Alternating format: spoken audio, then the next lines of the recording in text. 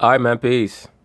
So for many of you brothers who have been on my channel long enough, you know that I like to use movies and television shows as a backdrop to use as a platform to speak on certain issues, topics, and put forth certain sentiments.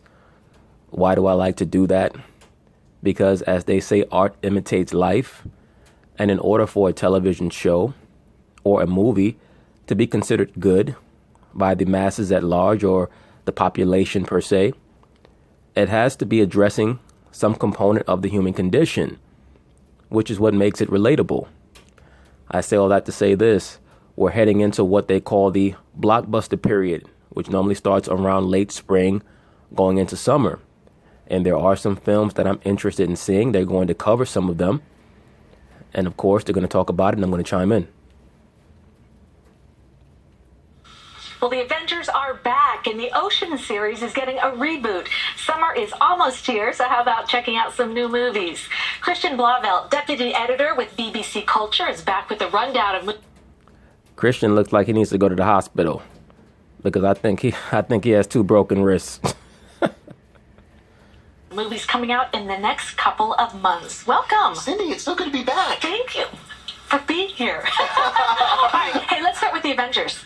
Absolutely. So the Avengers Infinity War, really the most anticipated blockbuster of the summer. Yes, the entire Marvel franchise has been building up to this Infinity War saga in which Thanos, the megalomaniacal supervillain from outer space, finally comes to collect in regards to the Infinity Gems that he needs to add to his gauntlet. For those of you brothers who may have grown up on comic books in the late 80s, early 90s, you know that this Infinity Gauntlet storyline comes from the comic books. It was a major crossover event that involved all of the titles in the Marvel Universe in the late 80s, early 90s, and it caused drastic changes to many of the characters, and I expect the same condition to be seen in the film. I believe that many of the major Marvel notables who have been staples in the movie industry in the Marvel Cinematic Universe are going to be removed. That's why they've been putting forth many of these new characters like Doctor Strange. They've added Spider-Man, of course, Black Panther, etc. Because I believe that they may be considering killing off major characters like either Iron Man or Captain America. Hopefully, they're going to get rid of the Black Widow. Because Scarlett Johansson is starting to look like a soccer mom. I saw her in the preview. I was like, who the hell is that? Goodness sakes, that chick looks old as hell. She was looking like Helen Mirren. It's just so funny to me how popular these Marvel Cinematic Universe films are. They really are the juggernaut of the movie industry. Because I remember when I was a kid and I collected comic books, you were considered a nerd if you read comics. It was mostly for people who liked to use their imagination and wanted to read about these different characters. And I realized why it resonated so much with me when I was a child and why it resonates so much with people now is because it was tapping into certain components that are locked in our DNA from antiquity, from the ancient world. Because most of those stories are just thinly veiled metaphors or thinly veiled allusions to the stories of the quote-unquote pagan mythologies, which still resonate in almost all of our DNAs because those stories descend from the saga of Nimrod, his father Cush, Semiramis, etc. But I'll be delving a little bit into that as this person here speaks. This is the culmination of the entire Marvel Cinematic Universe that's been going on for the past 10 years since Iron Man in 2008. All of their characters are coming together. Iron Man, Captain America, Thor, the Hulk, and Black Panther. Of course, Black Panther is the biggest hit of 2018, closing in on $700 million at the U.S. box office. It's the 3rd highest grossing movie domestically ever. Yes, it is. The movie was a very good movie. I don't think that it stood out above most of the top-notch Marvel movies. But once again, this is a testimony to Marvel's ability to promote, to publicize. They knew that they had a very untapped market, that being the people of color, not just here in the Americas, but all across the world. And they utilized that. They jumped on the woke bandwagon, and they were able to make over $700 million just in America alone. That movie, The Black Panther, is going to touch $2 billion when it's all said and done. I have little doubt about that. It's going to start a major, major franchise. And really what they're doing is they're feeding into the so-called black man and woman's delusional sense of inclusion. Oh, look at what they're doing. They're finally recognizing us. Look at what black people have done. All that money is going to Disney. It's like a crack dealer. He doesn't care who he sells his drug to. He's making the money regardless. He could sell it to white people. He could sell it to black people, but he's still going to make his money. So a lot of times, unfortunately, so-called black people have a hard time keeping things in their proper perspective. As I stated in another video, all Wakanda is the black version of Oz or Neverland or Wonderland. It's a place for so-called black people to think that they can go to, that it's going to represent some sort of Shangri-La. Okay? So it's very, very important that the so-called black man in particular know where his feet are rooted in and on. We have to deal with reality so that we don't get caught up in BS. You'll notice that most of the woke Negroes, especially a lot of the liberal black women, they love talking about Wakanda. They love talking about Wakanda. Why is that? Because in that film, The Black Panther, they made sure that they spent just as much, if not more time, celebrating the so-called liberal empowered woman of color as they did the Black Panther himself. That's why when I reviewed the film, I made sure that I highlighted that. But just to get back to the point, most of these Avengers, so-called Avengers, are steeped in pagan mythology. We all know Thor. He's the Scandinavian god of thunder.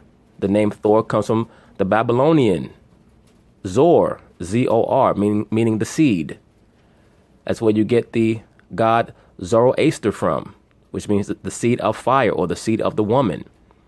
That's talking about who? That's talking about Heru. Okay? So all of these gods are talking about the same entity. He just has different names in different cultures. That's it. Iron Man is meant to push transhumanism, the melding of the human with the robotic, as is Spider-Man now, because for those of you who saw the latest Spider-Man movie, Homecoming, since they've been able to bring Spider-Man into the Marvel Cinematic Universe fold, now his suit was built by Tony Stark, and it also exhibits what they call today artificial intelligence, or AI, meaning it's basically a sentient being. It's an artificial human being.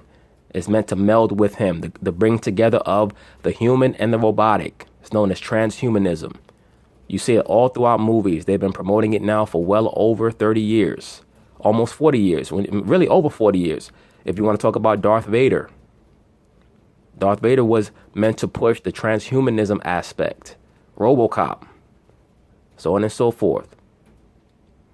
And it just passed Titanic, which is incredible. And so, actually, there's so much anticipation now before Infinity War because of Black Panther. They even moved it up a week. It was going to come out May 4th. It's now coming out April 27th. And Infinity War almost looks like kind of a sequel to Black Panther in a way. You know, Chadwick Boseman, Denai Guerrera, Letitia Wright. It's going to... As you can see, this character of Doctor Strange, he oftentimes throws up the Manu Cornuto, or the quote-unquote peace sign, the quote-unquote victory sign for Pan.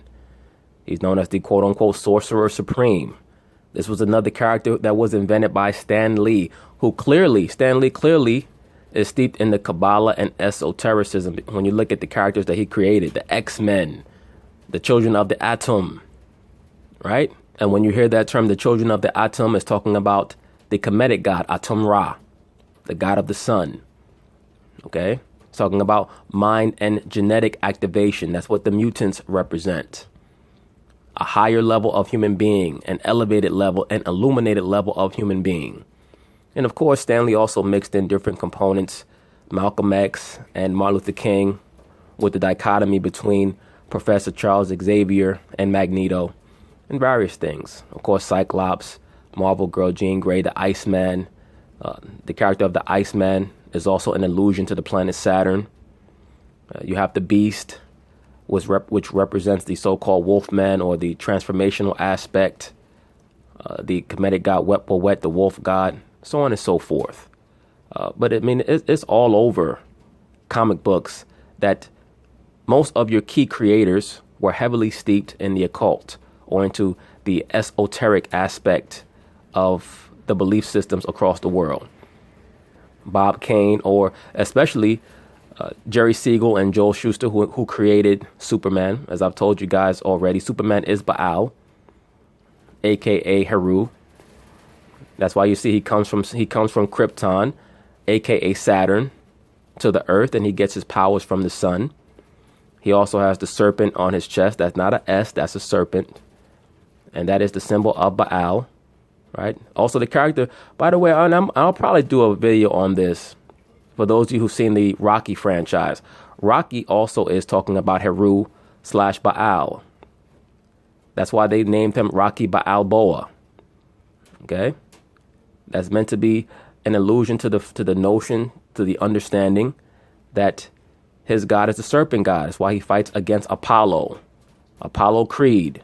Apollo is the sun god. Creed means believe. Believe in the sun god. Okay. Watch Rocky 4. I mentioned this before. Right before Apollo is sacrificed to Ivan Drago, Drago meaning dragon, you see that James Brown performs. James Brown was a high-level Luciferian. And you see he performs right in front of the bull god Baal, who's breathing fire. Don't take my word for it. Watch it for yourself. But I'll probably go through those films one day soon enough. But all these movies, they're just meant to communicate certain sentiments to the viewers. It's going to be really fun. All right, we have a Star Wars with a new spin. Oh, I'm so excited for this. So I'm looking forward to the Solo movie, especially because Ron Howard is directing it. So I'm expecting it to not have too much female energy in this. I'm expecting it to actually be a good movie that's focused on plot and storyline, as opposed to making sure that everyone believes that the woman can jump off of the Empire State Building and land on her feet and all this other bullshit. That's why I've stayed away from the Star Wars films since I saw A Force Awakens in the theater. I wanted to get my money back for that dumb shit that I watched. The broad was able to utilize the Force with no training, no nothing. Every female figure in A Force Awakens was a character that had their life together. They were advisors, they were wise, they were sages, and all this other dumb shit. Every man in the movie was running from his problems. He was mentally fractured. Luke Skywalker, who had redeemed his father in the original trilogy, he's hiding out on a planet. He doesn't appear until the very end of the damn movie. They turned Han Solo into a deadbeat dad running all across the galaxy at 70 years old, still trying to be a damn smuggler. I said, what is this bullshit? No character development at all. So I'm expecting something here from Ron Howard, and he better deliver, man. For this one, Solo, A Star Wars Story, coming out May 25th. You know, what was Han Solo's life like before we first meet him in the Mos Eisley Cantina with Obi-Wan and Luke in the original Star Wars 41 years ago? We don't really know.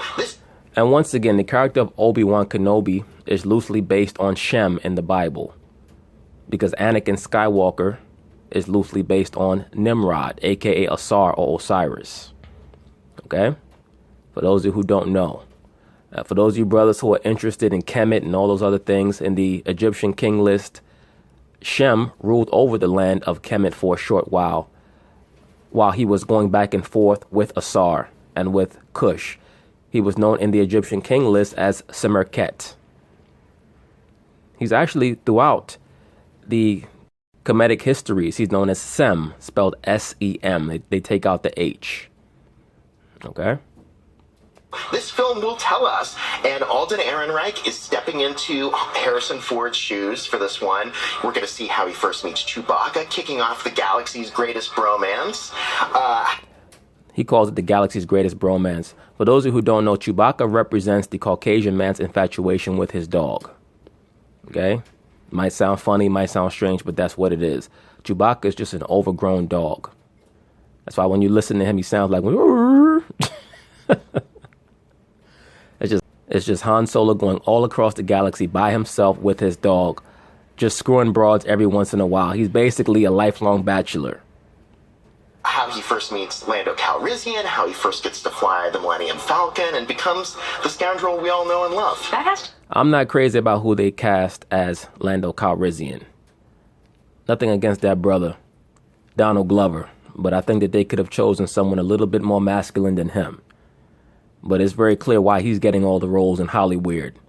You get to play Lando Calrissian in the Han Solo movie, and you get to play the Prowler in the latest Spider-Man movie. So basically, you're a part of the MCU as well. So it's very clear what Donald Glover is doing. behind closed doors in Hollywood and on those casting couches. Allegedly. Allegedly. And also who he's praying to. That has to be hard to kind of fill in the shoes of the Han Solo. Seriously. But Ron Howard is directing. Yeah. It looks like it's part space western, part heist thriller, all parts fun. I think it's going to... Yeah, I think it's going to be a good one. I might go check that one. If I go see it, I'll do a review of it on this channel. As well as most likely doing a review of the Avengers Infinity War movie. Because I believe that they're going to drop a lot of jewels in that. Just the title alone tells me what it's really going to be about. Infinity War. Who is the Infinite One? The Infinite One is who they're at war with. Okay? Many of these movie titles, they give away what their true intention of the film is. Like years ago, I believe maybe like 2010 or 2011, there was a film that was made in Hollywood called Battle LA. And for those of you who study history, you know that whenever historical battles are noted in the history books, it's always the Battle of, like the Battle of Gettysburg or the Battle of such and such. So for them to call it Battle LA, that was for a reason. When you watch the film, once again, it showed you mankind all across the world going to war against these alien creatures. But all you had to do is look at the title, and they're telling you what the movie was really about. Battle LA, meaning Battle Los Angeles. What is Los Angeles really saying? Los Angeles is Spanish for the angels. So the real title of the movie was Battle the Angels, or Go to War Against the Angels. So most of these movies, what they do is they create a metaphorical aspect of the angels of the scriptures as aliens, so that they can train people on the earth to view the angels, or what they call the aliens in these films, as their enemies. And all of that is just to fulfill prophecy. And that's just for those of you brothers who read and are interested in the scriptures. That's not for everybody, because a lot of people are not going to understand what I just said there. But they code many of the titles of these films to hide what the movies are actually about. It's going to be the surprise smash of the summer. All right, how Ocean's 8 with a female lead. Womp womp. Oh, I love this. So this is a spin-off of the Ocean's franchise with Sandra Bullock playing Debbie Ocean. Oh, please. Sandra Bullock playing Plastic Face. That's what she's going to be playing.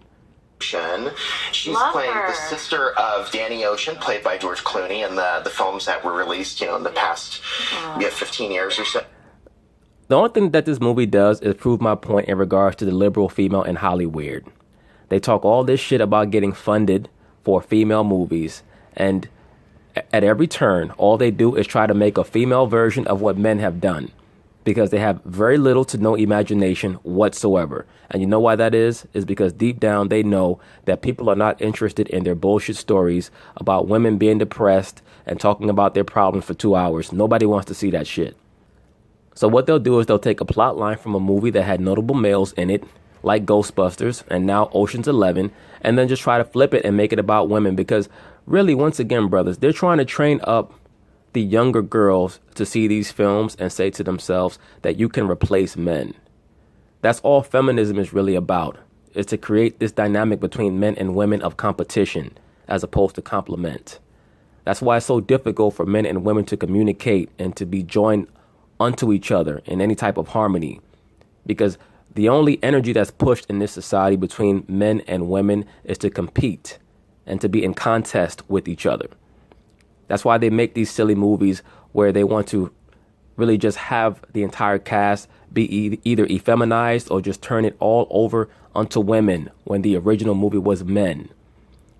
You're not going to see men say, we're going to make a new version of fried green tomatoes and it's going to star all men. Like, men don't even think on that level, because most men are three-dimensional thinkers when they're in their right mind, and their focus is on creating something new. The woman in general, the liberal woman in particular, watches what men do. That's how you know intrinsically that the man is their head, because they're always watching what men do.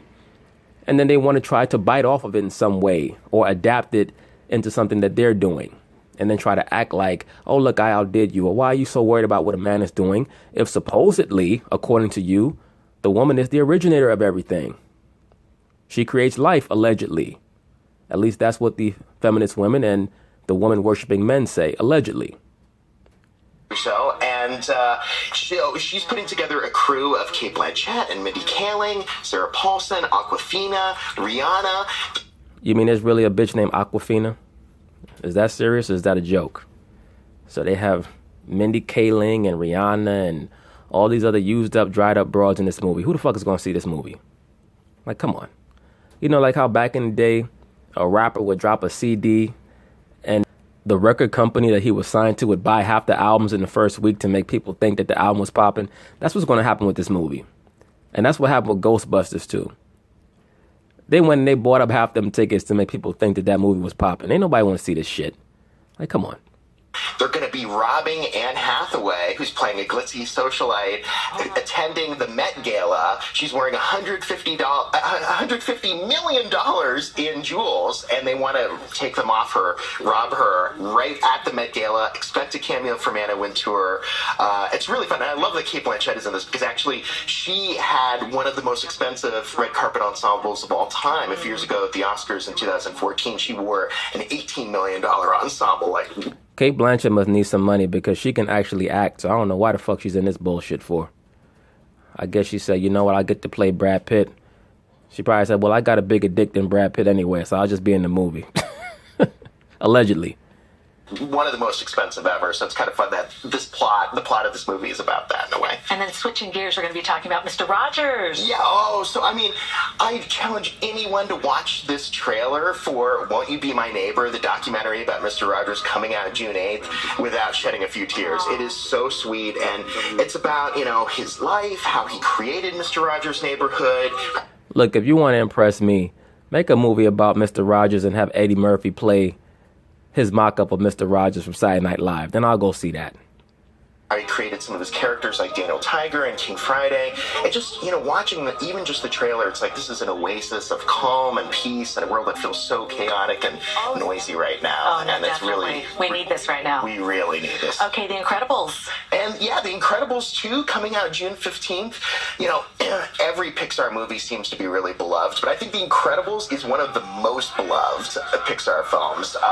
This time, you know, it's going to be really interesting to see what happens because you know, at the start of the original film, superheroes were essentially banned, and now a PR consultant in this new film is trying to put them back in the spotlight, but they're focusing on Elastigirl, voiced by Holly Hunter, Let me say this very quickly. You'll oftentimes see themes in many of these superhero films where the superheroes are banned, or where there are laws passed so that superheroes can no longer assist mainstream society or the populace at large. That is meant to be a thinly veiled metaphor for how the original religions of the peoples of the world, which we call today the pagan mythologies, were sent underground when the Catholic Church took over most of the known world. And the Catholic Church itself is really just a thinly veiled mock-up of the veneration of Asar and his mother Aset. But they mask it in claiming to adhere to the concepts of the Bible. So what these superhero movies are meant to do is once again to promote, to exalt the pagan gods. It was a very similar plot in the film Watchmen, for those of you who remember. It's a very, very legendary classic graphic novel written by the Luciferian/Satanist Alan Moore, who himself was a comic book writer back in the 80s and 90s. It was about a world where superheroes were hunted down and castigated. Once again, we see that same mini storyline in the Avengers right now. So brothers, always pay attention to what they're conveying in many of these films, because there is an overall agenda, there is an overall overriding narrative that these screenwriters of these movies are trying to push. Much more than Mr. Incredible, voiced by Craig T. Nelson. And so he becomes a stay-at-home dad, and he's trying to navigate sort of this domestic world while she's off saving the world, and some conflict ensues. But of course, he and the kids, who also have superpowers, get drawn back into the fray. It's going to be a lot of fun. 14 years since the original. Oh my goodness. Amazing. Okay, so out of all these movies, the one that you definitely want to see? Oh, Solo: A Star Wars Story. I agree with you, sir. I'm looking forward to seeing that movie. That, and right after that, the Avengers, the Infinity War saga. I want to see that. Right, no doubt about it. Can't wait. Chewbacca, I love Chewbacca. Chewbacca? Yeah, I bet you do. I bet you do like Chewbacca. Every Sunday morning, you trying to hustle some dog on your lap, you and the weather girl. Chewbacca's the best. Seriously, everyone loves Chewbacca. All right, Christian, thank you so much. Big ass dog firing a crossbow. That's all Chewbacca is. My pleasure. CBS 2. But anyway, that is my summer movie preview. I will be looking forward to some of these flicks. I don't go to the movies as much as I did when I was a kid because most of these movies are whack juice. But the ones that are good, I'll probably be doing a review of on this channel. But anyway, peace.